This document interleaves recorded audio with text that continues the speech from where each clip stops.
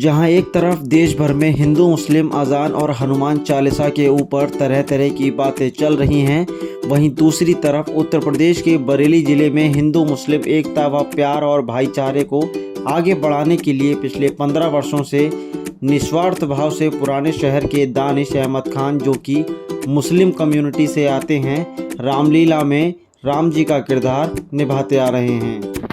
नमस्कार, मैं सर्वेश कुमार और आप देख रहे हैं स्वाभिमान टीवी। अभी इन दिनों देश के कुछ राज्यों में माहौल थोड़ा गरमाया सा हुआ है, जिसमें पत्थरबाजी से संबंधित कई सारी जो बातें हैं वो सामने आती रही हैं, चाहे वो दिल्ली हो चाहे राजस्थान हो, जहां पर जो है हिंदू मुस्लिम को लेकर जो है विवाद सामने आ रहे हैं। तो वहीं हमारे साथ एक ऐसी शख्सियत इस समय मौजूद हैं जिन्होंने पिछले 15 सालों से हिंदू मुस्लिम ना देखते हुए सिर्फ अपने किरदार को राम जी के किरदार में निभाया है और बहुत अच्छे से निभाया है। तो हमारे साथ दानिश अहमद खान जी हैं, जो कि बरेली के पुराना शहर क्षेत्र के निवासी हैं और मेरे साथ इस वक्त मौजूद हैं। हम इनसे बात करेंगे और जानेंगे कि क्या क्या इनके किरदारों का अहम हिस्सा रहे हैं और क्यों इन्होंने राम जी का ही किरदार चुना। तो दानिश जी, सबसे पहले तो बहुत बहुत स्वागत है आपका जो है स्वाभिमान टीवी में। तो मैं आपसे जानना चाहूँगा कि राम जी का किरदार करने की आपने क्या ऐसा सोचा जिससे आप राम जी किरदार करने के लिए? राम जी का किरदार करने के लिए तो वैसे तो बहुत कुछ है सोचने के लिए, लेकिन हाँ, जो एक मर्यादा पुरुषोत्तम राम जी उनको कहा जाता है, तो उन्होंने मर्यादा में रह के सारी चीज़ें जो करी हैं उसको देखते हुए मैं उनसे इंस्पायर हुआ और मुझे लगता है कि हाँ, मुझे राम जी का एक बार कैरेक्टर करना चाहिए अगर मिलता है तो फिर उसको आपने बखूबी निभाया भी है। हाँ, मतलब लोग कहते हैं कि मैंने ठीक ठाक निभाया और राम जी की कृपा मेरे पर बनी है और बनी रहे, तो मैं ऐसा ही कोशिश करता रहूँगा और अच्छे से करने की उसको काम। नहीं, तो राम जी का किरदार आपने निभाया तो किन किन परेशानियों से होकर आपको गुजरना पड़ा? क्योंकि आप एक दूसरे धर्म से आते हैं, दूसरी कम्युनिटी से आते हैं आप, तो किन किन चीज़ों को आपको फेस करना पड़ा? वैसे मुझे बहुत ज़्यादा दिक्कत तो नहीं आई, क्योंकि मेरी फैमिली का सपोर्ट मुझे पूरा था। मेरी स्पेशली मेरी मम्मी का सपोर्ट, मुझे अम्मी का सपोर्ट पूरा है मेरी। और मेरी सोसाइटी भी मुझे ऐसे कुछ नहीं कहती। हाँ, जैसे हर सोसाइटी में कुछ एक गंदे लोग होते हैं, कुछ एक नॉनसेंस फैलाने वाले लोग होते हैं, वैसे मेरी सोसाइटी में भी हैं जो कि मेरे साथ जो पीछे भी कुछ घटनाएं घटी हैं और मेरे कुछ पड़ोस वाले भी हैं, मेरे कुछ राहगीर भी जो मुझे कभी कभी कमेंट कर देते हैं, अबे तू ऐसा क्यों कर रहा है, वैसा क्यों कर रहा है। मैं उसको नेगलेक्ट करता हूँ, क्योंकि ये सोसाइटी की गंदगी है, ये हर सोसाइटी में होती है। मतलब आई एम सॉरी, ये सोसाइटी की गंदगी नहीं, आई एम सॉरी, मैं अपने वर्ड्स वापस लेता हूँ। ये वो कुछ घटिया लोग होते हैं, कुछ गंदे लोग होते हैं जो हर कम्युनिटी में होते हैं। मानसिकता उनकी ऐसी होती है, कैसे? मानसिकता बहुत घटिया होती है। उनको ये मज़ा आता है कि वो क्या कर रहा है, अच्छा वो हिंदू का कैरेक्टर कर रहा है तो वो क्यों कर रहा है, अगर कोई हिंदू भी करता होगा मुसलमान का तो वो मुसलमान का कर रहा है तो वो क्यों कर रहा है। उनको किसी बात से कोई मतलब नहीं, सिर्फ उनको खुराफात से मतलब है, वो उसी में खुश रहते हैं। अच्छा, बीते सालों में अभी कई सारे उतार चढ़ाव बरेली में, उत्तर प्रदेश में रहे हैं। जैसे 2010 का दंगा हो हिंदू मुस्लिम का, या उसके बाद हुए जो दंगे हों, तो उसमें किस तरह की परेशानियों को आपको जो है उठाना पड़ा उसके बाद? जब 2010 का दंगा हुआ था मैं एडमिट था, तो उसी दिन मैं डिस्चार्ज होकर आया था। तो मैं डिस्चार्ज होकर आया घर पर और ऐसा माहौल देखा मैंने, तो बड़ा अजीब सा हो गया। फिर मैं बाहर गया तो मैंने बहुत सारे लोगों को समझाने की कोशिश की, बात क्या हो रहा है। ये बस एक आवाज़ थी कि लड़ाई हो गई है। तो मेरा एक दोस्त विक्की था, तो हम लोग दोनों एक साथ नाटक करते हैं।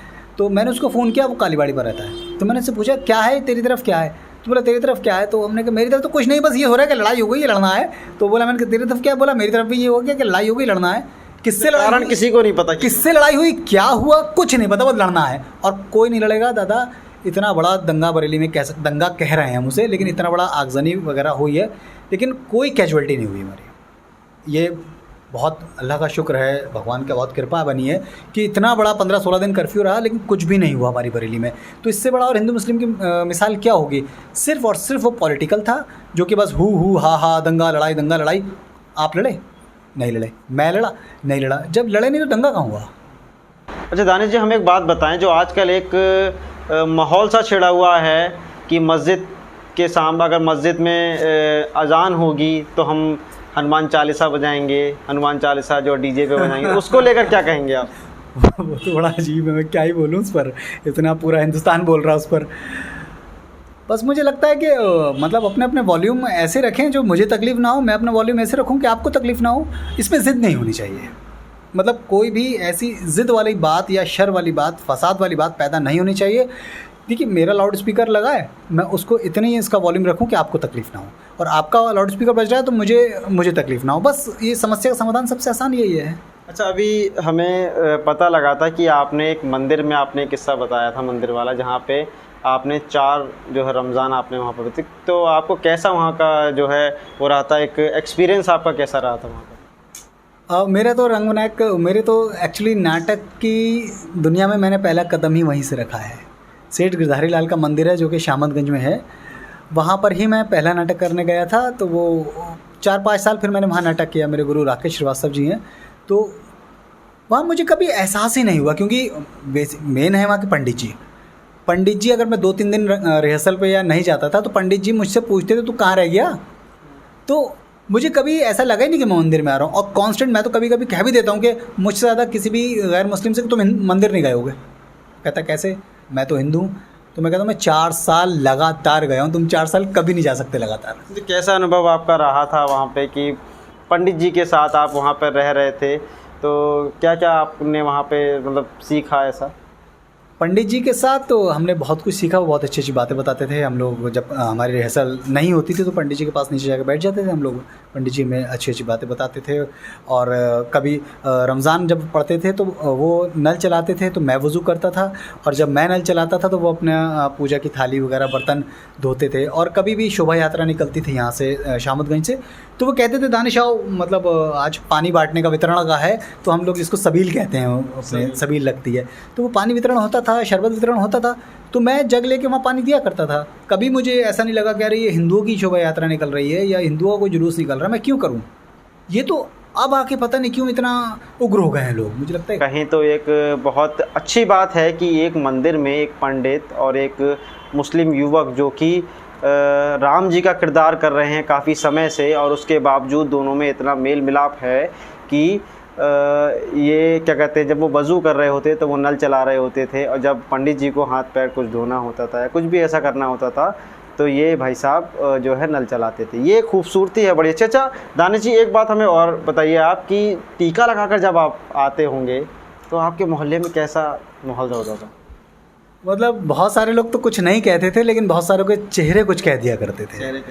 हाँ, उसमें से मेरे साथ एक बात वाक़या भी हुआ था कि मैं एक बार टीका लगा के आ रहा था तो कुछ मेरे ही सोसाइटी के लोग हैं जिन्होंने काफ़ी गलत कमेंट वगैरह भी किए थे। उस बात पे काफ़ी बड़ा विवाद भी हुआ था, लेकिन ठीक है, फिर मैंने सोचा ये सोसाइटी है और ये कुछ हर सोसाइटी में गलत लोग होते हैं, उन्हीं में से कुछ हैं।